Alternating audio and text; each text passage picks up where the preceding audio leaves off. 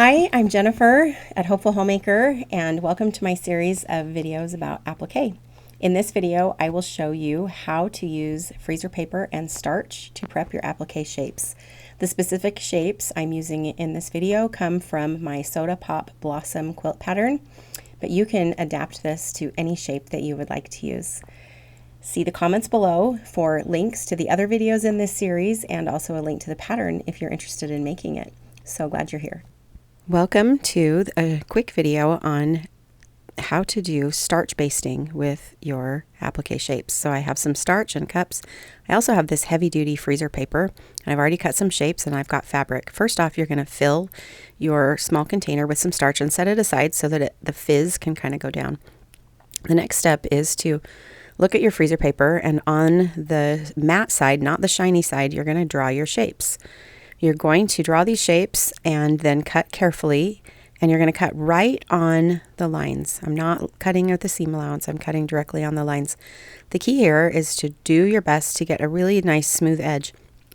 We're going to be wrapping the fabric tightly around this, and so we don't want any of our edges to have funny little bumps or sharp points.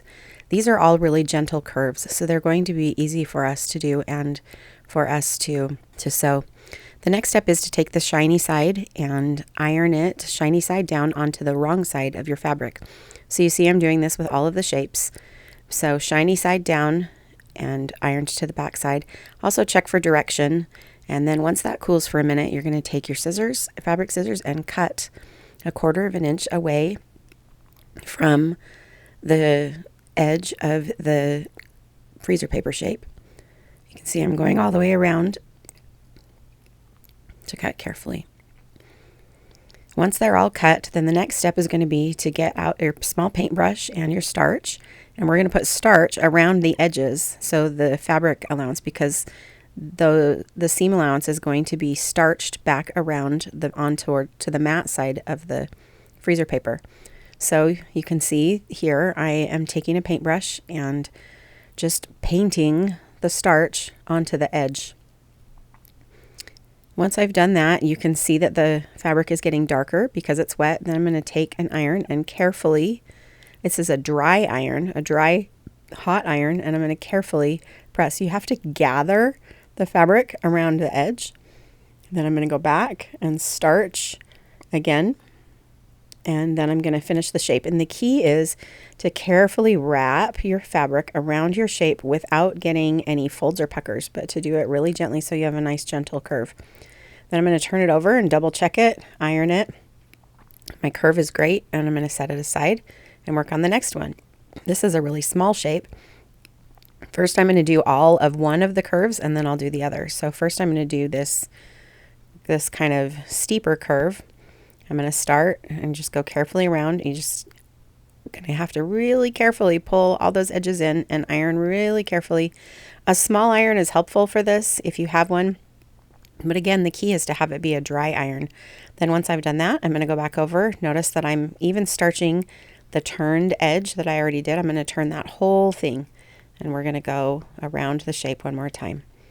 So we're going to get it all ironed down, turn it over, press the front, and now we have another shape ready. The last one has what is called a convex curve, so kind of like the valley of a V. And there, the fabric can't wrap. So I'm taking my scissors and I am cutting into the edge of the seam allowance in that curve.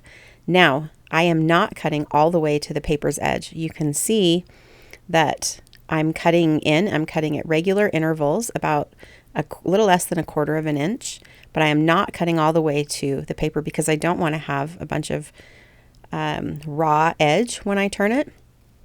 Starting on an easier curve, I'm going to again paint my starch on and then start wrapping.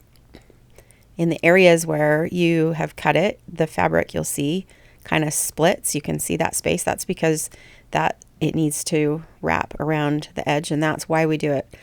We snip it only on the convex curves. On the concave curves, like we had on the other two shapes, we didn't need to do that because the fabric folds easily. But these convex curves can be a little bit trickier, and so I'm going to work slowly and just really carefully make sure that at each point, especially where I've cut the fabric at each point that it's wrapping well, and I'm keeping a nice smooth edge around my shape. I'm going to take it around the final small curve, and then we're going to finish this up by once again carefully pressing and ironing until it's dry, being sure not to get any sharp points or puckers in my fabric, but to just get a smooth edge. And then you'll see that I have got my fabric well prepped for all three of these shapes. It's already in the shape that I wanted in when I sew it down. Now that they're cool, I'm going to go back in and just remove the paper, give the shape another press front and back to make sure that it holds the line that I ironed it on. I'm going to do that to all of my shapes. Once I have done it, you can see there that it's how it looks from the seam allowance, but now I'm going to just remove it very carefully, give it one more final press, and then all three of these shapes will be ready to be appliqued down to my project. Thanks for watching. Hit subscribe for more content and check out the links so that you can watch other videos in this series to learn how to use a thread basting method, also how to make your own bias tape, and learn more about the actual applique shape and the applique stitching and the layering of shapes. Have a great day.